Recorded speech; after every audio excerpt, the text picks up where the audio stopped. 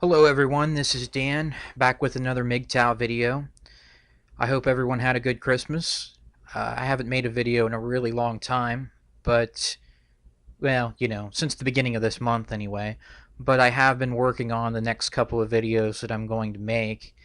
And in these videos that I'm going to make, I want to basically discuss some of the things in particular that prevent men who are MGTOW or who realize, where we are in society when it comes to gender relations, when it comes to how men can safely and in a healthy way have any sort of relationship with a woman.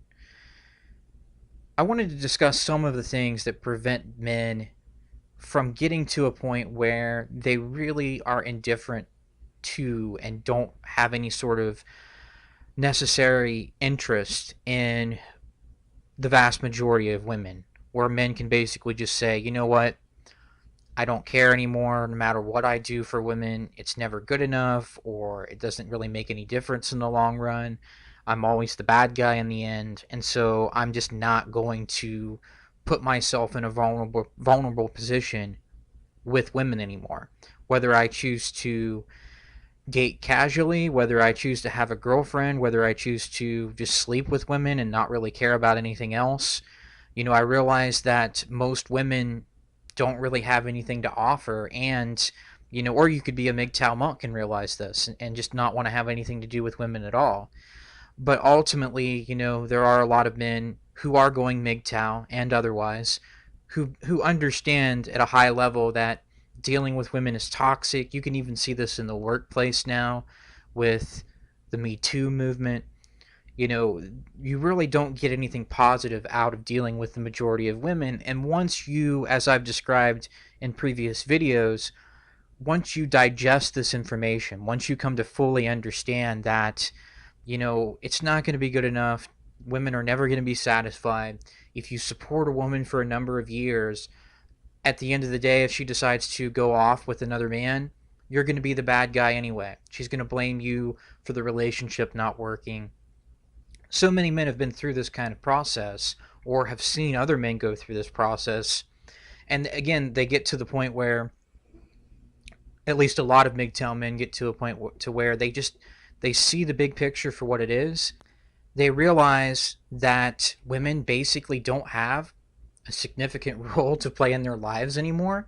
And so the natural, as what I've called it, the end game for men going their own way and how they relate to women is to just basically stop caring, to realize that the expectations of women, what they say they want from men, how they act around men, basically their goals that they have for you and for their lives, it really doesn't make any difference because it doesn't impact you anymore as a man.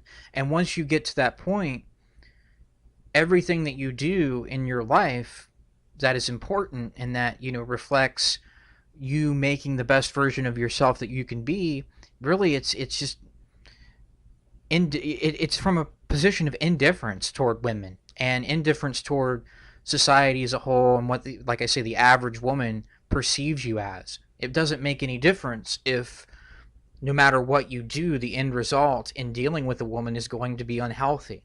If no matter what intentions you have, a woman can just take advantage of you anytime she wants, and the legal and social systems will back you up, or I'm sorry, will back her up and demonize you and say that nothing you did was ever worthwhile anyway. So you get to a point where you just work on yourself and what you find to be important in life, and you walk away from the gynocentric stuff. You walk away from women basically because again, there's really nothing positive that the vast majority of women have to offer you, and there's really no reason for you to care. So you just, like I say, the natural consequence is to become indifferent to what both women collectively expect of you and expect of men in society, and what the typical or average woman may expect of you in terms of your behavior or in terms of, you know, whether she thinks you should help her with something or, respect her as an equal, even though, her actual behavior and what she actually does shows that she's not an equal in that case. It doesn't make any difference what she wants because you're walking away and you're creating your own path in life. Now, in this video, I want to talk a little bit about something that I've noticed with MGTOW men, with men who have some form of understanding of red pill knowledge, or of the man's position in society. They have some understanding of male and female nature, and they realize how dangerous it is to deal with women to a large extent. And they realize that what women want is ridiculous, and in many cases mutually contradicting out of men, meaning that women will want one thing on one hand, but on the other hand want something that's contradicting. But they still expect those needs, those desires to be satisfied. Like, when a woman wants a man to work more and make more money, but also spend time with her and the kids, as if you can do both of those things at once. So, men put themselves in a position sometimes, even MGTOW men who understand these things, they'll put themselves in a position where they're not able to fully realize this severing of ties, this withdrawing from caring for women. They're not, a lot of men, and this includes myself in the examples that I'm going to talk about, they have a hard time getting to this point of real indifference to what the female collective says that it wants, to what society says it wants from you as a man. And one of these things, really the number one thing that's been talked about the most that fits into this kind of category is red pill rage. If you're angry with women, if you hate women, if you think that all women are evil because of the way things are for men today, because of the way women treat men today, you're not going to be able to get to this point where you really say that you don't care. But in this video, because red pill rage has been talked about a lot, and I may or may not make a video on that later, I do have some ideas that I haven't necessarily heard about red pill rage from other sources. But in this video, I wanted to talk about something that I've noticed more with myself and with other MGTOW men. And that is the desire to explain to certain women why it is that men are walking away from the current system. Basically, and I've done this several times with women that I've been friends with in the past, or just women that for whatever reason I had some sort of contact with. I would try to get them to see that there's really no reason for men, aside from shaming and aside from just trying to play a traditional role, there's no reason for men to continue to try to marry women. There's no reason for men to commit themselves to taking care of a family. So an effort is made to force feed women red pills, basically, and to get them to see things from the rational man's perspective in society, the self-aware man who is choosing to go his own way and is choosing to, at the very least, live according to what common sense basically dictates. Even if a lot of men have never heard of MGTOW, they're still walking away from the system. They're still refusing to get married. They're not putting themselves in a position to let a woman destroy them easily. Like Mike Pence will never be alone with another woman besides his wife. Even men who are not really MGTOW are walking away from the system. And I've noticed, like I say, in myself and with other men, this desire to express to women why this is, to describe the situation to women in a way that basically forces them to acknowledge the position that men are in society when it comes to female expectations. So I think this is a normal thing for men to want to do. Men naturally want to explain and discuss their experiences with others. This helps men to learn from one another, to challenge each other's ideas, to basically have all the rational discussions like we have in the MGTOW community or in the manosphere at large. Men want to talk about what they've been through. They want to figure out why things happen. They want to understand the world better. Men tend to see things from a rational and pragmatic point of view. And they project this behavior onto women in a lot of cases if they want to help these women figure things out, or if they just find the woman attractive, and it goes from there because the man basically wants to have some sort of connection with that woman even though he knows all this stuff about MGTOW and stuff about man's position in society, he still wants to get that woman to kind of be on his side, so to speak, even if he'd never get married or have kids with her. So, like I say, men have this natural desire to lead and share our vision of the world. However, there's really no point in going through this process with the vast majority of women because they don't respect the perspectives of men in the first place. Women basically have evolved or have developed in a way that causes them to be more solipsistic than men. Women have to find resources for themselves and for any family that they want to have, and that takes priority over understanding the world.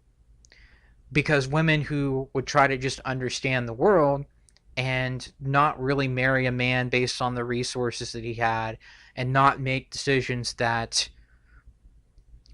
were self-interested in the sense of providing a stable structure, a stable environment for her and whatever kids she had, a woman who didn't do those things failed in a reproductive sense throughout the history of our species. But men, on the other hand, have always, as I've mentioned, had this desire to figure out what's going on in the world. Maybe not all men, especially today. You know, there are men who are very content with just living their day-to-day lives and don't really care about learning. But it really is a masculine trait to a large extent to want to understand the world, to want to comprehend why it is that certain things happen, whether it's at a political or a scientific or whatever other source, whatever other level you want to look at, economics, any of these kinds of things. Men have this desire to understand, but women not so much, because that's not what they evolved to do. But beyond this, not only have women developed primarily to seek resources for themselves and potential children, and to think in terms of, okay, what can make my environment stable? What can make my environment healthy for myself and for my kids? Not only is that the natural way that women think, and not so much in terms of, oh, okay, how do my actions affect men? You know, what's actually a fair deal in society for everyone involved? You know, how can we actually understand how men and women interact with each other at a higher level? Society tells women that they don't need to be empathetic to men, that men are a utility, that, you know, they have the right to do whatever they want in life, and that they don't have to take accountability for things, and that, you know, basically men should do everything for them and they could have it any way they want. And that's where we get to the point, the main emphasis in my idea. Basically, women for the past several generations have been raised to believe that they live in a patriarchy. Men are bad, women are good, and they never need to take responsibility because they have a victim status. The patriarchy has kept women down through all of time. Girls are taught from the time that they can walk and talk that they're special, but at the same time, they're taught that they're equal to or better than boys in their overall capabilities and value. Only men lie, so everyone has to listen and believe any allegation that a woman may make. Men should be expected to perform all of their traditional roles in a relationship and family unit, but women don't need to do anything for men, even with something as simple as making a sandwich, because that's sexist.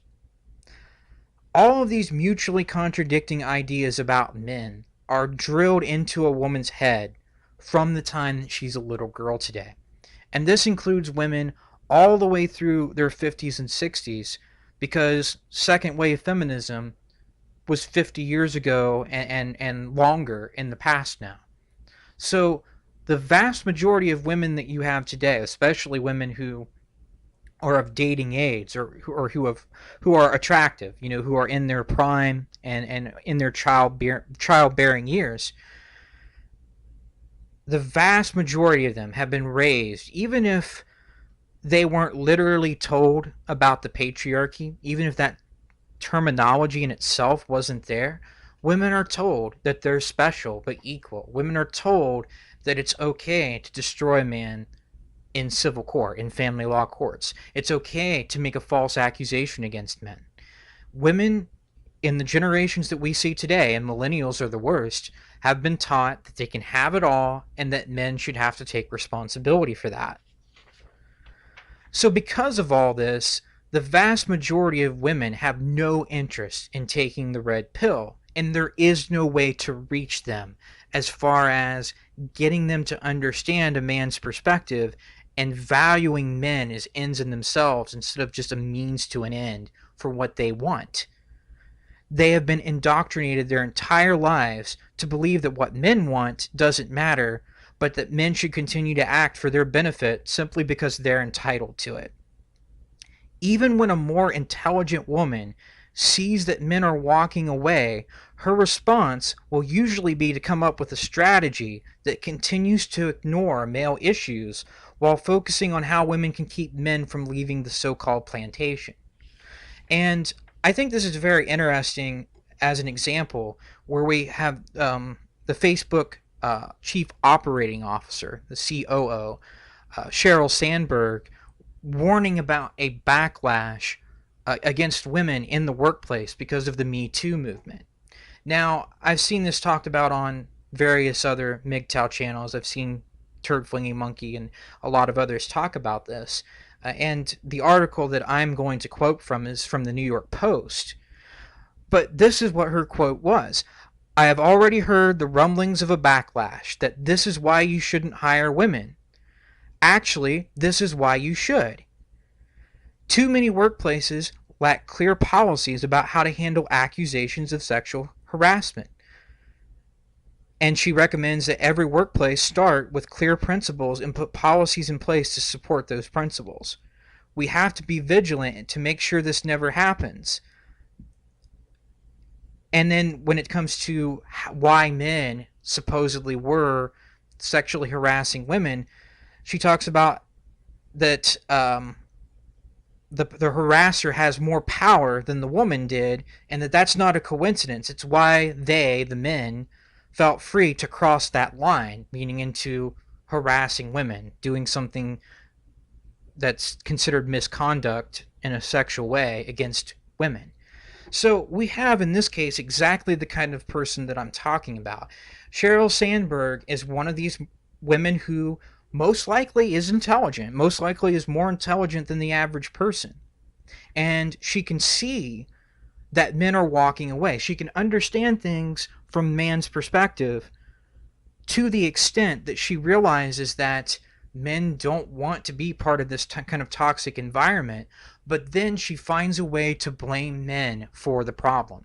She finds a way to say that basically we have to have these policies in place, and then all of a sudden it'll be clear.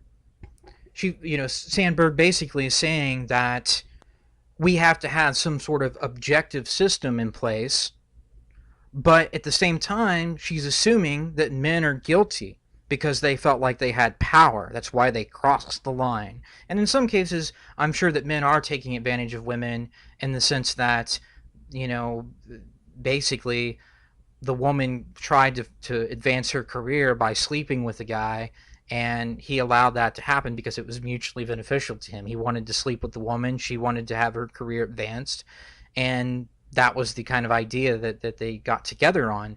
But even with looking at all of this, there are so many questions that clearly Sandberg can't answer, which is, if it's all based on a woman's feeling, if whether a woman is a victim of sexual harassment, how do you put that into codifiable terms? How do you make it to where men can know that if you do this certain thing, that's sexual harassment, but if you make these choices, that's not sexual harassment? There is no answer there. And here's the key.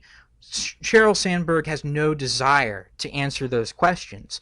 Her desire is to reflect on why it is that men are walking away, and then basically trying to shame them for it, or trying to say, hey, I get it, but you need to basically work with women anyway. You need to put yourself at risk anyway.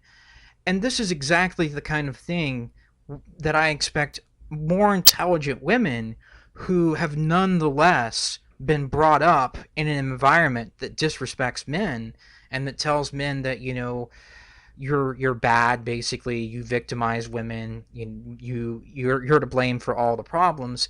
This is what I expect an intelligent woman who's nonetheless indoctrinated to do. It's to say that we need to have a system in place, but then to suggest that all men are guilty anyway, and that system should reflect whatever women want to do, however they feel about whether a particular man sexually harassed them or did something else that is some sort of misconduct and should be punished for that. It's still all about a woman's feelings, and all the responsibility and blame is still on men in these situations. It's still a guilty until proven innocent kind of thing. So only a select few women will actually choose to accept red pill knowledge and realize that men are more than something than a means to a gynocentric end.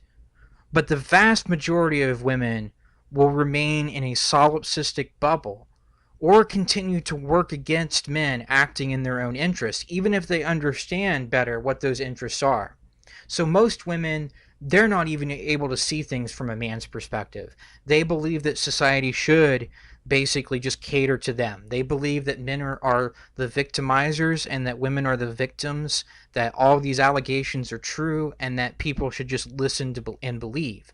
But even the more intelligent women, unless they were raised in a home or in a family unit that respected the man, which is rare these days, unless they were taught that men and women are different and in a lot of cases are not equal in terms of their capabilities, unless you have a woman who is taught that men are basically human beings the same way that women are, which both feminism and traditionalism do not teach. Both sides of the coin, both feminism and traditionalism, as we know, teach women that men basically are utilities and that you can use men and basically take advantage of their kindness or take advantage of whatever they do for you, and then if he's no longer in the picture or can no longer give you what you want, you can find another man, or you can do it yourself, as feminism says. You don't need no man. You can do everything a man can do. You just expect men to do it for you. So you have all these mutual contradictions. You have all of this indoctrination, and yet there is this belief within some. It's not even a belief. There's this behavior pattern that I've noticed with myself and with some other MGTOW where there's this desire to continue to try to get women to understand, at least particular women, who clearly show in any objective way that they're not interested in red pill knowledge. They show that they want women to continue to be victims, that they couldn't care less about what man's position in society involves, all the stuff that it entails, and why it is that men are walking away from it. Instead, the vast majority of women, even with men who are trying to red pill them, the vast majority of women will just not care, or even if they claim to care, they'll only do so to further gynocentric interests, to basically increase the amount of power that they have in society, to be able to have it all and to make men take responsibility for whatever it is that they do in a lot of cases, especially in terms of relationships, having kids, having men in the workplace, and dealing with how men and women get along in that environment. Women want to have the upper hand, and they believe that they deserve it because that's what they've been taught their whole lives. And yet men want to red pill women. They want to get women to understand why it is that we don't really care anymore. Why it is that, men are not putting themselves in these vulnerable positions, but yet women have no incentive to take the red pill. They have no incentive to accept this understanding, and instead it's so much easier for them to continue to blame men for their problems, to tell men in the workplace that, oh, this is a reason why you shouldn't avoid women, even though this Me Too movement clearly is a reason for why you should avoid women. There's all these efforts that are going to be made that basically say that whatever men think doesn't matter, whatever men want doesn't matter. They should just continue to be the workhorses of society. And it takes a really analytical, an extremely analytical woman who has been raised at some level to respect men and to respect everything that men can do, both in relationships and in society and so forth, to really see men beyond just the utility, provider, protector, role player. It takes a woman who's really able to see things objectively to realize that men have no incentive to want to participate in marriage. Men have no incentive to want to participate in all of these expectations that society has for them. But the vast majority of women are not going to be that analytical. Or even if they are intelligent, like Sheryl Sandberg, they're just going to say that this is a reason why women should get their way. This is a reason for why, men are to blame for the problem. And there is no red pilling most women in any of these kinds of situations. And it's better, again, to allow yourself to get to a point where what women say, what they want from you as a man, how they think, what their goals are for women as a whole, and for the vast majority of women, it's so much healthier to get to a point where you're going your own way, you've let go of all this stuff, you realize that you're not going to red pill women until it's too late, basically. And, you know, you basically are better off just removing yourself from all of this entirely, going your own way, and being indifferent toward the goals and the desires and expectations of women and society.